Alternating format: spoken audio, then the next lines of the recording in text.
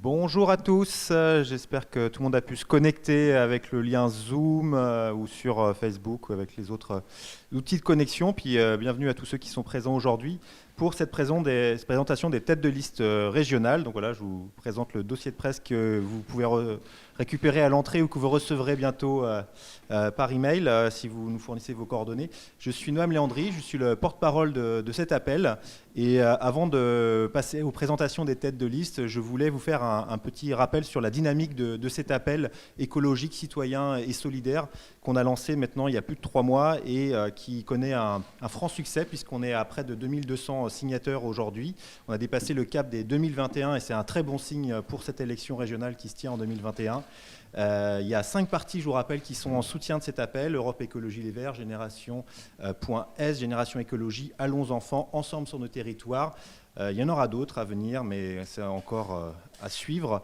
Nous avons aussi beaucoup travaillé. Il y a une centaine de propositions qui sont déjà en débat auprès des signataires de l'appel, plus d'une centaine. Il y en aura d'autres, des nouvelles.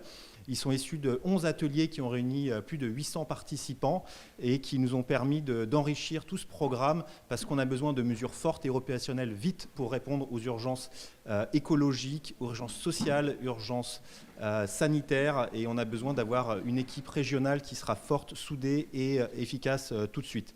Comme je vous le disais, ça fait plus de 3 mois qu'on travaille sur cette élection et sur le programme, sur notre contenu.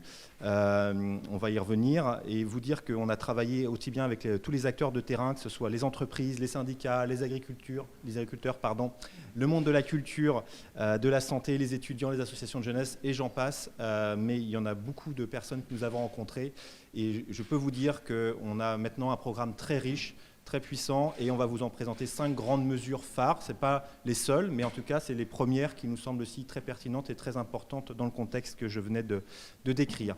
Je passe tout de suite la parole à la tête de liste régionale qui va vous être dévoilée tout de suite. Roulement de tambour. Grande surprise, je vous passe la parole à Mathieu Orphelin. Ah, pardon, t'as un micro peut-être, t'as un autre micro.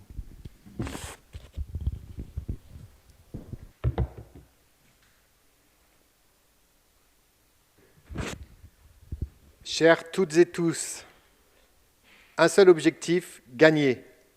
Une seule méthode, le collectif. Un seul projet, porter haut l'écologie et la solidarité.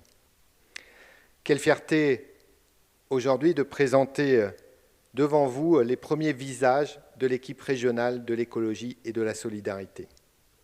Nous sommes les premiers porte-parole des 2100 signataires de l'appel que nous remercions de leur confiance. Les Pays de la Loire sont une région qui s'écrit au pluriel. Notre équipe, elle aussi, s'écrit au pluriel. Des têtes de liste ancrées dans la vraie vie, dans chacun de nos territoires représentatifs des diversités de notre région. Certaines de nos têtes de liste sont arrivées récemment en politique, d'autres ont beaucoup plus d'expérience, certaines sont non encartées, d'autres présentées par leur parti. Mais toutes ont en commun de mener une vraie vie professionnelle parce qu'elles ne considèrent évidemment pas la politique comme une carrière, mais comme un engagement personnel fort et désintéressé. Notre force, c'est le collectif. Un éducateur spécialisé, une mère de petite commune, un chef d'entreprise, une serveuse, une enseignante, un spécialiste de l'économie et des inégalités, une spécialiste de la responsabilité sociale des entreprises. Chacune et chacun a aussi évidemment des engagements associatifs forts de ceux qui donnent du sens à la vie. Un seul objectif, gagner, et nous allons le faire. Nous n'aurons pas d'état de grâce. Lorsque nous arriverons aux responsabilités à la région, nous devrons faire face à ces crises qui se multiplient.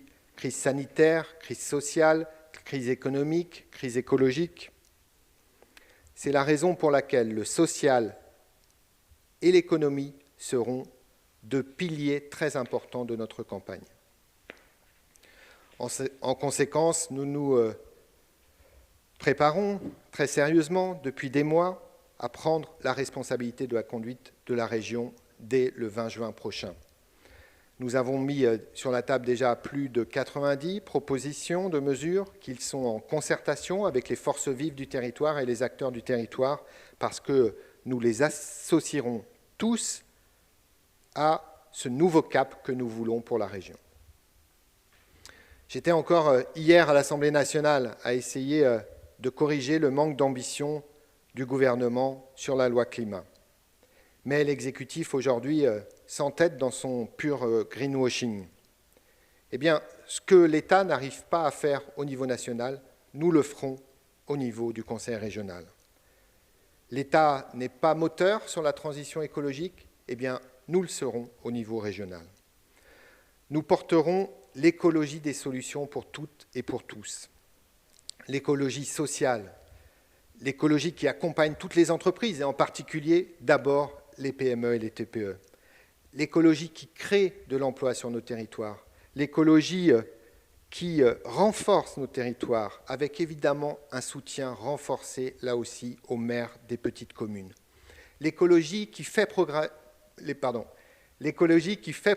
l'égalité femmes-hommes. L'écologie qui permet de mieux lutter contre toutes les formes de discrimination. L'écologie qui redonne un sens au progrès et qui permet de vivre mieux. Nous allons gagner. Nous allons gagner avec l'ensemble des partenaires de gauche et écologistes. Nous n'avons pas le droit d'échouer dans le rassemblement. Dès octobre dernier, nous avons proposé à toutes les forces de gauche et écologistes de la région de travailler ensemble. Depuis, nous avons eu des échanges constructifs avec les uns et les autres. Nous avons proposé, il y a quelques jours, un contrat de mandature qui sera notre cadre de confiance pour exercer ensemble les responsabilités durant tout le mandat. Nous travaillons également à la constitution d'une liste unique dès le premier tour. Hier, mon ami Karima Deli et les forces politiques de gauche et écologistes dans les Hauts-de-France nous ont montré la voie. Nous pouvons y arriver. Si nous arrivons à une liste unique de la gauche et des écologistes dès avant le premier tour, ici, en Pays de la Loire, ça veut dire que nous serons 5 points devant la droite dès le soir du premier tour. Et vous voyez que ça nous mettrait en position de force pour gagner cette région. Nous n'avons pas le droit d'échouer dans ce rassemblement. Je dois aussi, dans cet exercice de présentation des têtes de liste, vous parler de moi. Beaucoup savent que ce n'est pas forcément ce que je préfère, mais allons-y. Les Pays de la Loire, c'est ma vie. Je suis né à Saint-Nazaire il y a 48 ans et j'ai quitté ma ville natale pour Nantes pour mes études d'ingénieur. J'ai ensuite fait un petit détour par Paris pour mon doctorat. Je suis docteur de l'École des mines de Paris. Je suis revenu à Angers depuis 21 ans, où j'habite avec un immense plaisir. Mes grands-parents paternels étaient commerçants. Mon grand-père avait une épicerie, ma grand-mère avait une droguerie, l'Arc-en-Ciel, un beau nom. Mes grands-parents maternels, mon grand-père était ouvrier à l'usine de Cheviré et ma grand-mère a élevé leurs 12 enfants. Mon père travaillait au chantier de l'Atlantique, ma mère à l'hôpital de Saint-Nazaire et à la PMI de Pontchâteau. J'ai 2 fils formidables qui sont mes 2 meilleurs conseillers politiques en compétition avec Antoine Laurent et qui sont aussi mes 2 meilleures armes anti-grosses têtes. Mon conjoint est fonctionnaire territorial. Il sait combien, s'il n'avait pas accepté de partager cette drôle de vie en politique si trépidante, mais parfois si dure, eh bien je ne serais pas là aujourd'hui devant vous. Depuis 25 ans, je me bats sans relâche pour l'écologie et la solidarité. À l'ADEME, l'Agence de la transition écologique, auprès de Nicolas Hulot, dont j'ai eu la chance d'être porte-parole pendant 4 ans, à l'Assemblée nationale, depuis 2017, mais aussi au Conseil régional de 2010 à 2015. J'étais alors vice-président à l'éducation et à l'apprentissage. Ce Conseil régional, je le connais bien. J'ai géré là-bas à l'époque le plus gros budget. Nous avions alors innové, en particulier sur le social, avant beaucoup d'autres. Soutien aux actions de prévention du décrochage scolaire, création et renforcement du Fonds social lycéen, agriculture biologique et locale dans les cantines des lycées, ordinateurs pour ceux qui en sont dépourvus, développement des métiers de demain dans l'apprentissage, aide au séjour à l'étranger pour les lycéens professionnels, action éducative sur la lutte contre toutes les formes de discrimination, le racisme, l'homophobie ou la peur du handicap, et enfin le soutien aux lycéens, lycéennes et apprentis sans papier. Cette expérience, je veux aujourd'hui la mettre au service des habitantes et des habitants de notre belle région. Un seul objectif, gagner. Une seule méthode, le collectif. Un seul projet, porter haut l'écologie et la solidarité. Nous allons le faire ensemble, avec les 2100 premiers signataires de l'appel, avec ceux qui vont nous rejoindre sur appelpaysdelaloire2021.fr, avec cette belle équipe régionale que je vous laisse découvrir maintenant. Je passe la parole à Lucie Etonneau qui va se présenter, notre tête de liste Vendée, mais qui va d'abord revenir sur le processus de désignation assez inédit des têtes de liste. Donc, je vais revenir sur la commission des listes, il en a parlé brièvement. On a créé un processus inédit, inhabituel, celui d'avoir un tiers bienveillant qui nous propose le meilleur scénario pour les têtes de liste régionales et départementales, composé de 6 membres des partis politiques qui sont à l'origine de l'appel, qui ont soutenu l'appel dès le début, et de 3 personnes représentant les signataires non encartés, tirés au sort suite à un appel à volontaires. Ces 9 personnes ont réalisé 15 auditions de candidats et candidates aux différents postes de tête de liste régionales et départementales. Ils nous ont proposé un scénario qui a été soumis à validation. Et il y a eu le vote il y a quelques jours, un vote de confiance auquel plus de 1000 signataires ont participé. Et ils nous ont accordé leur confiance à 94% et 6% de non. C'est un engagement fort qu'on avait pris dès le début, qu'on tiendra jusqu'au bout. Un tiers des personnes présentes sur les listes seront non encartées. D'ailleurs, c'est de là d'où je viens. Il y a 5 ans, en 2015, les écologistes m'ont accordé leur confiance pour les représenter et devenir conseillère régionale. Je suis née en Vendée il y a 35 ans. J'ai grandi, j'ai vécu ma jeunesse, j'ai eu mes premiers engagements associatifs et sportifs. J'ai fait mes études dans le Grand Ouest et je suis revenue en 2011, à la fin de mes études, pour revenir rejoindre mes parents qui se sont lancés un défi, celui de reprendre un restaurant en difficulté dans une commune de 4000 habitants, à Dompierre-sur-Yon, au nord de La Roche-sur-Yon. Et je les ai accompagnés dans ce défi. J'ai dévié de ma trajectoire professionnelle et je me suis dit que cette expérience-là, de toute façon, elle sera enrichissante. Et oui, elle a été enrichissante. Elle m'a permis de me reconnecter aux enjeux de l'alimentation, parce que l'objectif d'un restaurant, c'est de créer du lien et de bien nourrir ses clients.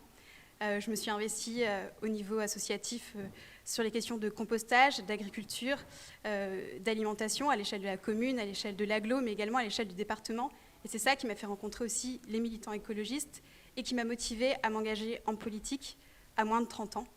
Et j'ai réussi à franchir ce pas en étant accompagnée. Ce mandat, je l'ai pris à bras-le-corps sur les questions de mobilité. Parce qu'on est sur un territoire où il y a peu de transports collectifs. Et je m'étais lancé le défi de ne pas passer mon permis. J'y ai renoncé, mais je n'ai pas renoncé au transport collectif.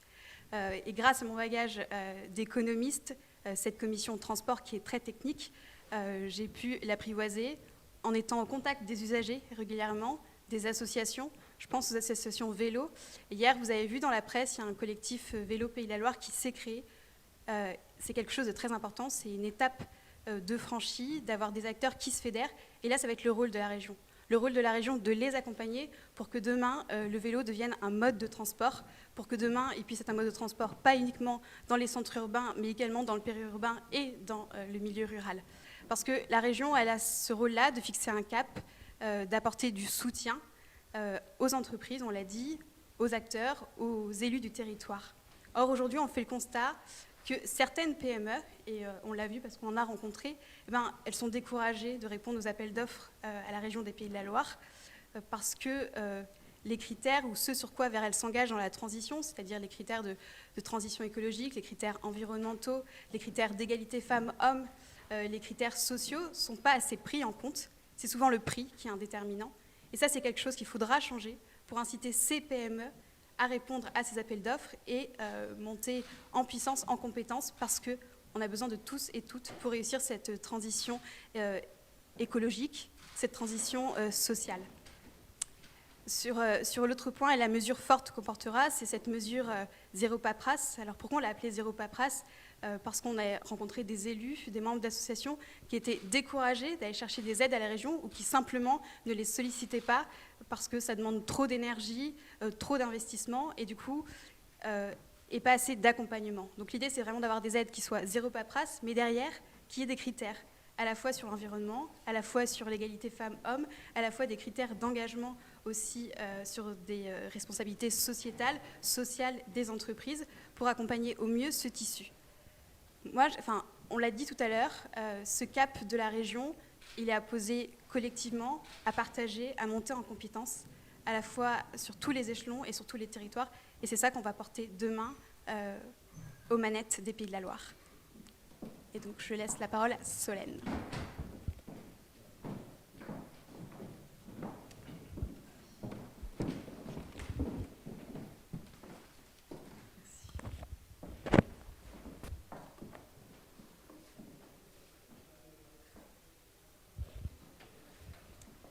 Bonjour à tous, donc je suis Solène Ménager, je suis originaire de Javron-les-Chapelles, une commune de 1400 habitants au nord-est de la Mayenne. J'en suis partie évidemment pour mes études d'abord à Angers, ici à l'ESCA en école de commerce, puis à Paris pour commencer ma carrière. J'y suis vite revenue, j'ai eu besoin d'un retour aux sources, il me manquait le lien social qu'on trouve dans la ruralité, il me manquait aussi la qualité de vie. Aujourd'hui, je suis nouvelle élue de cette petite commune depuis les municipales de 2020. Professionnellement, je suis professeure en lycée professionnel à Mayenne. C'est aussi un nouveau métier puisqu'avant j'étais dans le secteur du marketing et de la communication. Mais je souhaite aujourd'hui dédier mon énergie et mes journées à des jeunes qui souhaitent trouver leur voie. Je me sens plus utile comme ça. J'ai aussi la chance de vivre à la ferme. Mon mari est agriculteur, donc c'est un métier de passion que j'ai envie de défendre. Aujourd'hui, je suis fière de représenter l'appel en Mayenne, de porter cet appel en Mayenne. C'est un collectif dans lequel j'ai confiance, un collectif de partis et de citoyens qui, pour moi, portera ses engagements une fois aux responsabilités. Au sein de cet appel, j'ai l'intention de porter la voix des territoires ruraux, et notamment de leurs inégalités face aux agglomérations, que ce soit dans l'accès aux soins, dans l'accès au transport, dans le développement économique et aussi le sauvetage des petits commerces. J'ai aussi l'intention de réconcilier l'agriculture et l'écologie. Souvent, ces deux mots sont nommés en opposition, mais nous souhaitons les réconcilier et nous portons déjà des mesures fortes à cet effet. Et notamment, nous avons l'intention de donner aux lycéens ligériens l'occasion de manger 100% de viande locale et jusqu'à 50% de viande bio d'ici la fin du mandat. Et d'ailleurs, 50% de bio sur tous leurs repas. Nous souhaitons aussi créer 3500 emplois agricoles non délocalisables pour une agriculture plus durable. Donc, je vais donner maintenant la parole à Mélanie Cognier.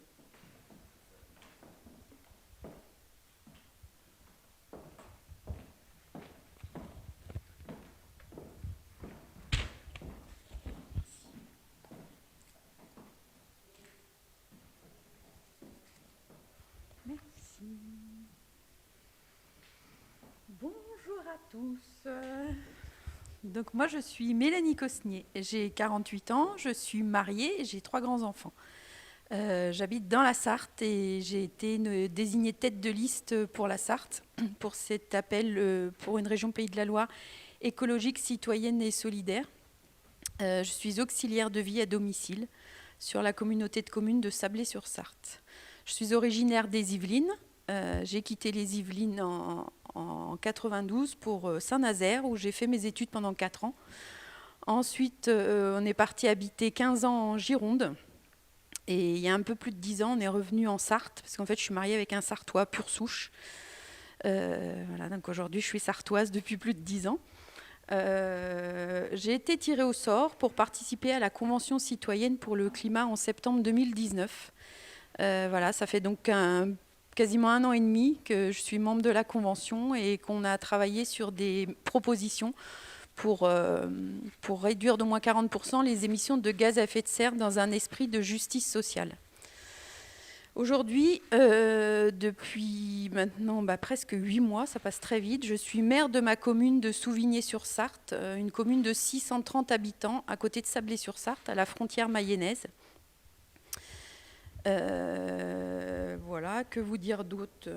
J'ai pris goût à la politique suite à mon tirage au sort à la Convention citoyenne. En fait, avant, je m'intéressais pas plus que ça à la politique.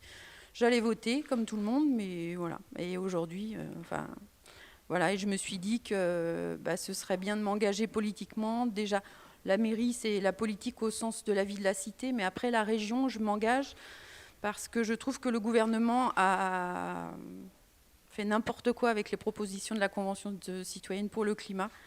Il n'y a pas l'ambition de la Convention et du coup, moi, je pense que le territoire de la région est une bonne échelle pour appliquer ces mesures et faire de la région Pays de la Loire la première région neutre en carbone en 2050.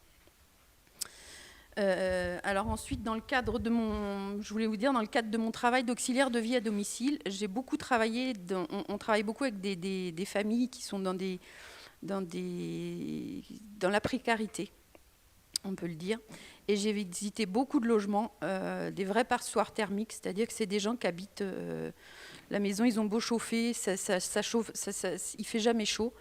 Alors, il y a des HLM, forcément, il y a aussi des logements privés. Les gens payent plus ou moins de loyer, mais en face, pour un HLM, par exemple, on a un petit loyer, mais en face, on a quasiment autant de factures énergétiques.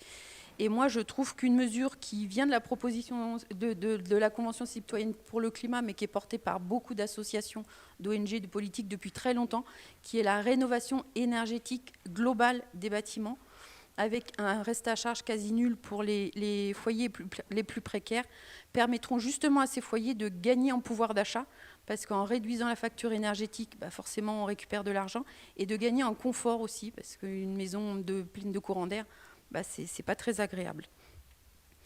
Voilà pourquoi moi je trouve que cette mesure de la rénovation énergétique des bâtiments est très importante et peut être portée par la région Pays de la Loire pour aider les plus démunis. Merci. Ah oui, je passe la parole à je sais pas qui, parce que ça devait être à Solène normalement, mais donc je presse la parole à Arash Seyidi pour le Maine-et-Loire.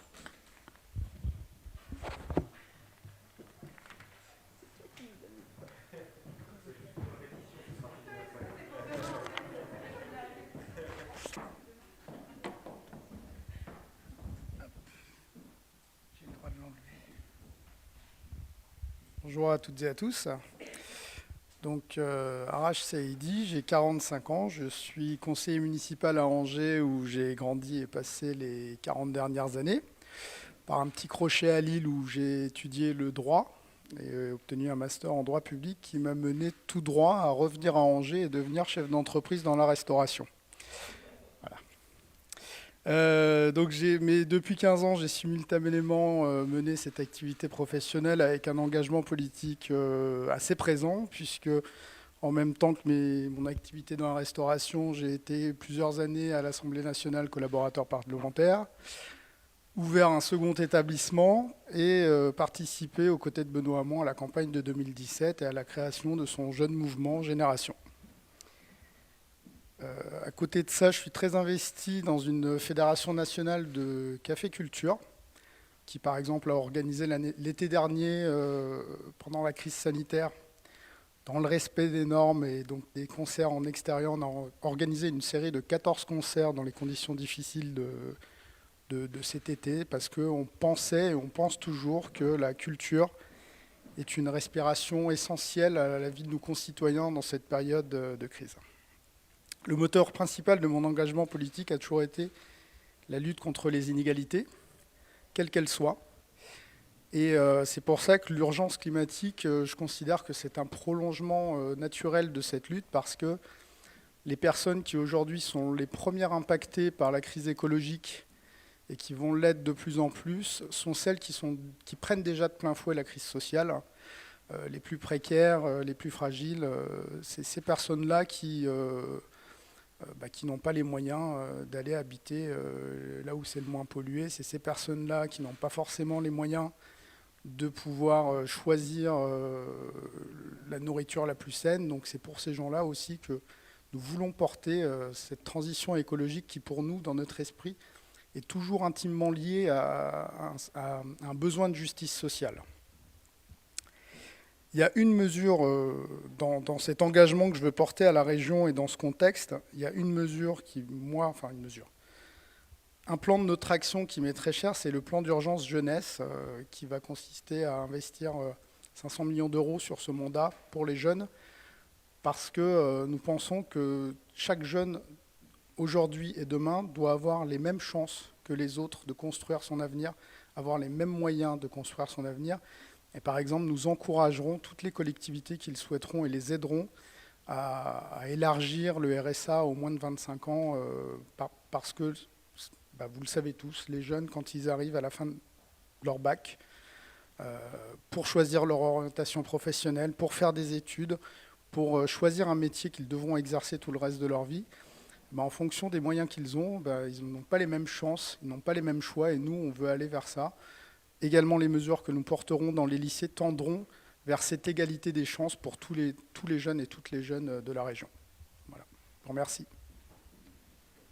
Je passe la parole à Franck Nicolon.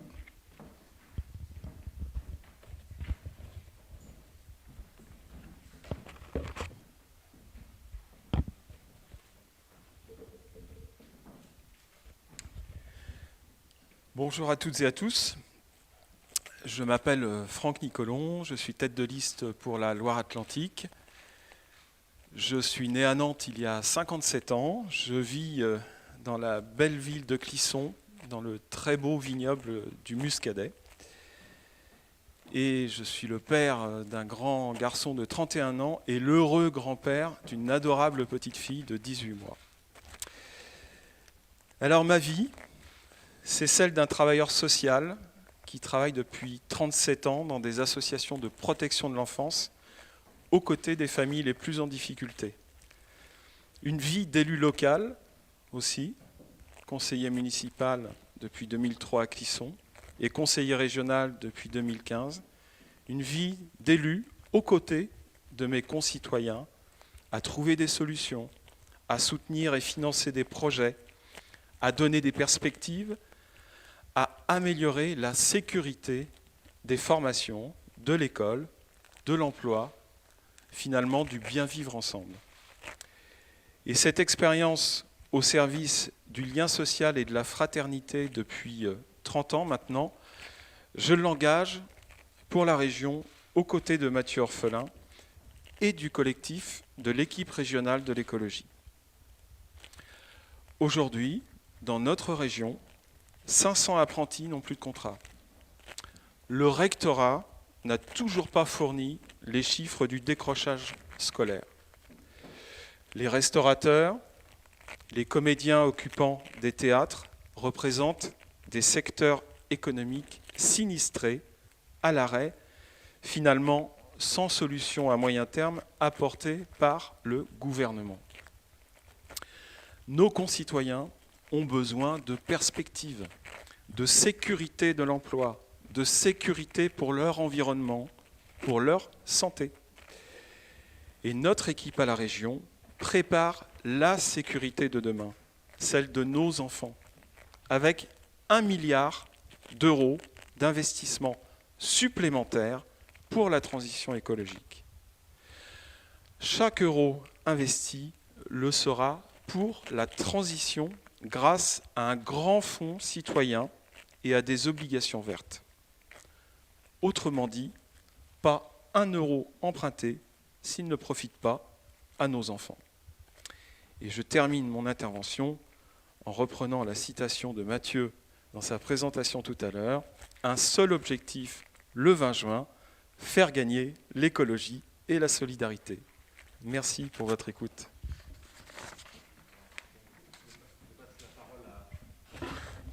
Présenter la conception de ce projet assez fort, et comme le disait Mathieu, avec plus de 90 propositions, une centaine déjà qui sont en débat.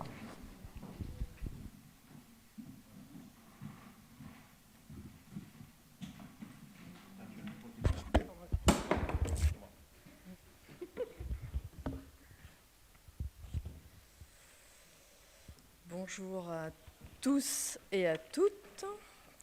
Donc Gaëlle Rougeron, je suis avec Noam Léandri, nous faisons partie de l'équipe projet. Donc les 5 mesures qui vous ont été présentées s'inscrivent dans le cadre d'un projet complet et ambitieux pour faire face aux crises, mais aussi pour préparer l'avenir des Ligériennes et des Ligériens. C'est un projet qui est en cours d'élaboration, c'est un projet qui est aussi en cours d'approfondissement, avec la méthode, on pourrait dire la méthode signature qui caractérise l'appel, mais aussi la construction du projet, c'est-à-dire une méthode collaborative et ouverte à tous les signataires de l'appel. Cette méthode collaborative repose sur 10 groupes de travail thématiques qui permettent de construire collectivement de nouvelles propositions, pour la région. Par exemple, il y a eu des groupes thématiques, il y a des groupes notamment sur la démocratie, la citoyenneté, sur la biodiversité, le numérique, nombreux groupes. Elle s'appuie, cette méthode aussi, sur 11 ateliers citoyens en ligne sur des thèmes majeurs pour la région, comme l'agriculture, la jeunesse, la qualité de l'eau. L'ensemble de ces ateliers en ligne ont réuni jusqu'à présent 800 personnes. Cette méthode s'appuie également sur des ateliers à venir, un atelier sur la culture, un atelier sur l'aménagement du territoire, mais aussi sur le foncier. Et pour finir, elle s'appuie sur une plateforme collaborative qui répond au nom de Framavox, plateforme sur laquelle les signataires de l'appel peuvent commenter, amender, voter les propositions qui sont soumises au débat. Au total, c'est aujourd'hui plus de 90 mesures qui construisent ce projet de manière collaborative et ouverte, dont 5 mesures, les 5 mesures fortes, mesures phares qui vous ont été présentées aujourd'hui. Merci. Mathieu Orphelin, donc pour conclure.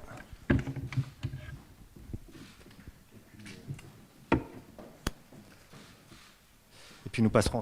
On va garder pour la fin, comme on sera plusieurs à répondre, peut-être les collègues si vous voulez nous rejoindre. Mais là, on garde le masque. Autant tout à l'heure, on a pu l'enlever en désinfectant à chaque fois.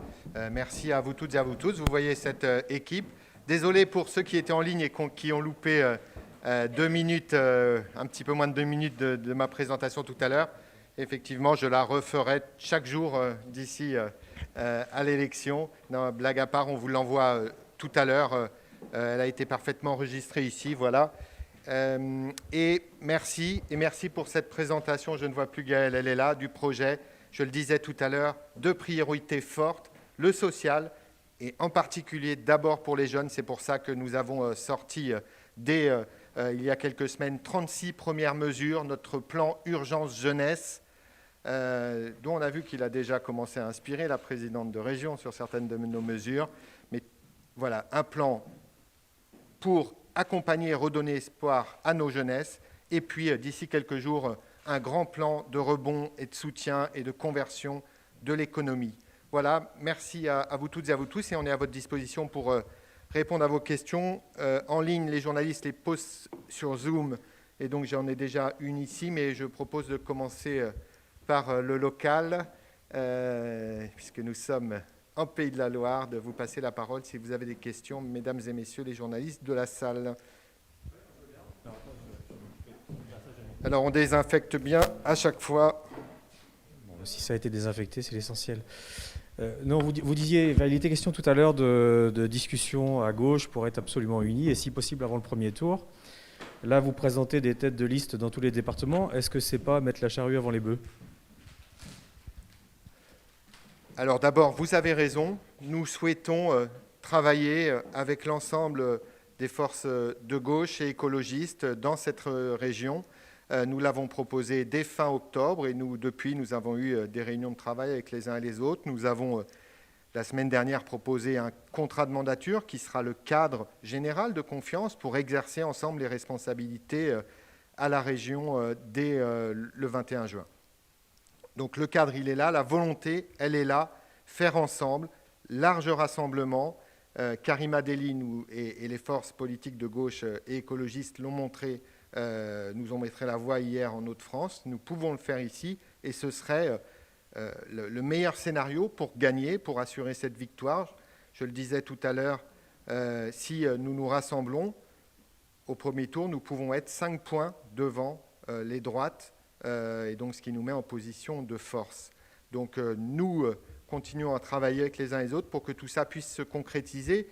On a eu beaucoup de discussions, on a vu beaucoup d'appels, les maires ruraux, l'autre jour aussi en Loire-Atlantique, des appels variés pour appeler à cette union des écologistes et de la gauche. Sachez que nous y mettons toute notre énergie, que nous avons bon espoir que ça marche. Et donc, très concrètement, pour l'instant, c'est le dispositif de l'appel pour une région écologique, citoyenne et solidaire. Si ça a vocation à s'élargir, comme on a pu voir en Hauts-de-France, ça, évidemment que chacun trouvera sa place dans ce grand projet pour l'écologie et la solidarité. Nous avons déjà 5 partis qui soutiennent l'appel. Donc l'appel a vocation aussi à continuer à s'étendre à côté sur les 2100 signataires. Plus de 4/5 sont non encartés. N'oublions pas cette spécificité assumée. Nous voulons permettre au plus grand nombre de citoyens non encartés de rejoindre l'appel. Lucie Etonneau en a parlé tout à l'heure. Mais donc pour l'instant, vous avez les têtes de liste désignées par l'appel, comme LFI a ses têtes de liste, comme le PS aura ses têtes de liste. Voilà, pour l'instant, c'est la Dream Team de l'appel.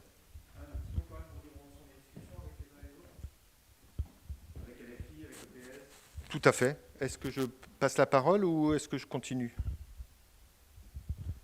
Alors, on a présenté la semaine dernière, on a envoyé le contrat de mandature qui pour nous est indispensable pour construire l'Alliance demain, pour gérer et conduire les Pays de la Loire. Donc, avec le Parti socialiste et ses partenaires de l'appel pour un printemps des Pays de la Loire, on a reçu une réponse positive à ce contrat de mandature. Nous, ce qu'on veut maintenant, c'est qu'on accélère le processus. Ils nous ont donné rendez-vous fin mars. Nous, on leur propose de leur donner rendez-vous dès la semaine prochaine, toujours dans la dynamique qu'on a posée depuis octobre, celle de se dire, de toute façon, il faut qu'on travaille ensemble dès maintenant. Maintenant, on est 6 interlocuteurs identifiés sur chacun des territoires. Et donc, on va poursuivre et engager ces décisions. Et pour répondre à la question de tout à l'heure, notre mission, elle est la même. Notre mission en tant que tête de liste départementale, elle est de réussir ce rassemblement et de faire gagner la région des Pays de la Loire.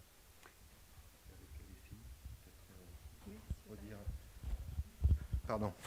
On ne s'est pas réparti avec LFI. Donc nous avons eu un certain nombre de réunions de travail sur le fond. D'abord 4 réunions programmatiques et depuis nous sommes sur des discussions plus globales, plus politiques. Ça avance bien. Donc voilà, nous travaillons dans le respect des uns et des autres, des différences des uns et des autres, mais sur un projet écologiste et solidaire pour notre région. Et donc ça rejoignait cette question, l'autre question d'un journaliste, Olivier Perroux, au Point. Alors, sur quelle boucle l'ai-je mise ? On me l'a envoyé. Vous me laissez une seconde. Voilà. Quel regard portez-vous sur l'union de la gauche dans les Hauts-de-France ? Avez-vous vocation en Pays de la Loire à ouvrir votre liste aussi largement jusqu'aux Insoumis ? Si oui, où en sont les discussions ? Bon, je crois que c'est... On a répondu et Karima Delli a montré la voie. Dans la salle, est-ce qu'il y a d'autres questions ? C'est que ça devait être clair alors. Écoutez, il nous reste... Ça y est, on a eu cette question. Les autres journalistes en ligne vous recontacteront les uns et les autres. Eh bien, au boulot, on y est depuis 6 mois et on continue. Merci à tous ceux qui ont suivi en ligne et puis n'hésitez pas à aller signer l'appel. Vous avez l'adresse ici. À très bientôt.